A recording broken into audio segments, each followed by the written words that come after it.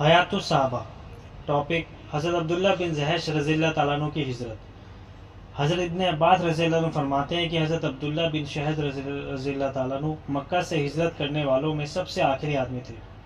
صحیح یہ ہے کہ یہ قصہ حضرت عبداللہ بن جحش رضی اللہ تعالیٰ عنہ کا نہیں ہے، بلکہ ان کے بھائی حضرت عبد بن جحش کا ہے، جیسا کہ آگے آ رہا ہے۔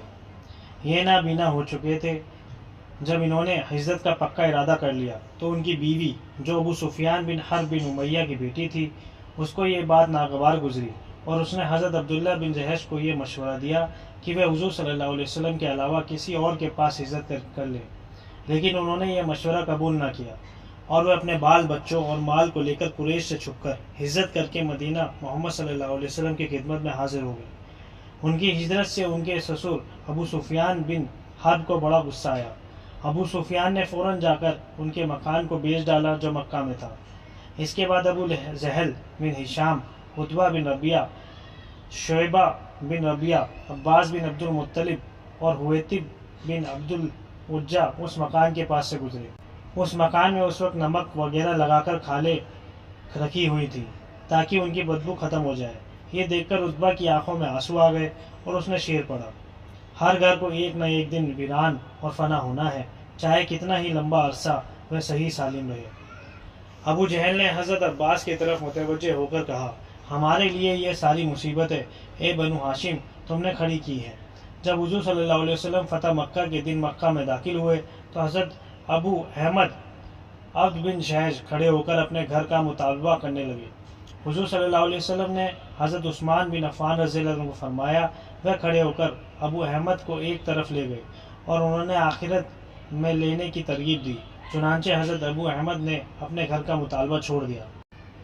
حضرت ابن عباس رضی اللہ عنہ فرماتے ہیں کہ حضور صلی اللہ علیہ وسلم فتح مکہ کے دن اپنے ہاتھ کا سہارا لیے ہوئے بیٹھے ہوئے تھے اور حضرت ابو احمد مکہ کے محبت ظاہر کرنے کے لیے یہ شعر پڑھ رہے تھے: مکہ کی گھاٹی کتنی پیاری ہے، جس میں رہبر کے بغیر ہی چل پھرتا لیتا ہوں۔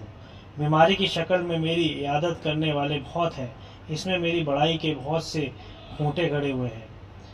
ابن اسحاق کہتے ہیں کہ حضرت ابو سلمہ رضی اللہ عنہ کے بعد مہاجرین میں سے سب سے پہلے حضرت عامر بن ربیعہ اور حضرت عبداللہ بن جحش رضی اللہ تعالیٰ عنہ مدینے آئے۔ حضرت عبداللہ اپنے بال بچوں اور اپنے بھائی حضرت ابو احمد کو بھی ساتھ لائے۔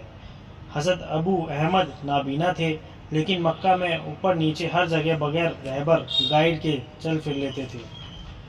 وہ شاعر بھی تھے۔ حضرت فاریہ بنت ابو سفیان بن حرب ان کے نکاح میں تھی۔ حضرت امیمہ بنت عبد المطلب بن ہاشم رضی اللہ تعالیٰ عنہ کی ماں تھی۔ خاندان ابو جحش کے گھر کو ہجرت کر جانے کی وجہ سے تالا لگ گیا تھا۔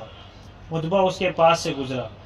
اس کے بعد روایت کرنے والے نے پچھلے قصے جیسا قصہ بیان کیا ہے، اس لیے دیکھنے میں یا تو ایک حدیث میں ابو احمد کا ذکر رہ گیا ہے یا لفظ عبداللہ غلطی سے لکھ گیا ہے، اور صحیح عبد بن جحش، اور کیونکہ عبد بن جحش تو نابینا تھے، ان کے بھائی حضرت عبداللہ بن جحش نابینا نہیں تھے، اور انہی حضرت ابو احمد بن جحش نے اپنے خاندان کی ہجرت کے بارے میں نیچے لکھے شعر کہے تھے: اور جب میری بیوی احمد نے دیکھا کہ میں اس ذات کے بھروسے پر ہجرت کر کے جانے والا ہوں جس سے میں دیکھے بغیر ڈرتا ہوں، تو کہنے لگی: اگر تمہیں ہجرت ہی کرنی ہے تو ہمیں کسی اور شہر میں لے جاؤ، یثرب دور ہی رہے، وہاں نہ لے جاؤ۔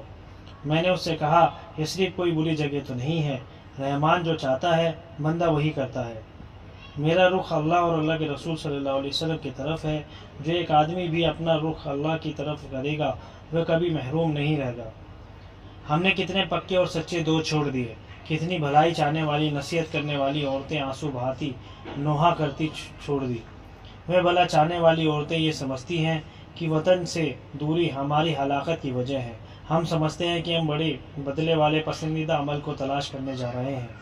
جب لوگوں کے لیے حق کا راستہ صاف ظاہر ہو چکا ہے تو میں نے بنو غنم کو ان کے اپنے خون کی حفاظت کی اور حق کی دعوت دی۔ جب ان کو دعوت دینے کے لیے حق اور کامیابی کی دعوت دی تو الحمدللہ وہ سب مان گئے۔ پھر وہ سب کے سب غزوہ کے لیے نکل پڑے۔ ہمارے کچھ ساتھیوں نے ہدایت کو چھوڑ دیا، انہوں نے اکٹھے ہو کر ہتھیاروں سے ہم پر حملہ کر دیا۔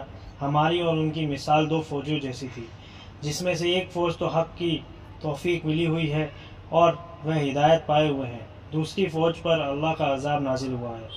انہوں نے سرکشی اختیار کی، غلط باتوں کی تمنا کی اور ابلیس نے ان کو حق سے پھسلا دیا، اس لیے وہ ناکام ہوئے، محروم کر دیے گئے۔ اور ہم نے حضرت نبی کریم صلی اللہ علیہ وسلم کی بات کی طرف رجوع کیا اور اسے مان لیا۔ ہم میں سے جو حق کے مددگار بنے وہ خود بھی بڑے عمدہ اور ان کو اللہ کی طرف سے بڑا عمدہ اور پاکیزہ بنایا گیا ہے۔ ہم قریب کے رشتہ داریوں کو واسطہ بنا کر ان کے قریب ہونا چاہتے ہیں۔ جب رشتہ داریوں کا لحاظ نہ رکھا جائے تو ان سے قرب حاصل نہیں ہوتا، اس لیے ہمارے بعد کون سا بھانجا تم سے بچ سکے گا؟ میری دامادی کے بعد کون سی دامادی کا خیال رکھا جا سکے گا؟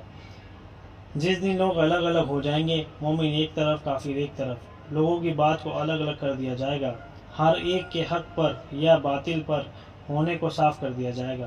اس دن تم جاننے لگو گے کہ ہم میں سے کون حق کو صحیح طور سے اپنانے والا تھا۔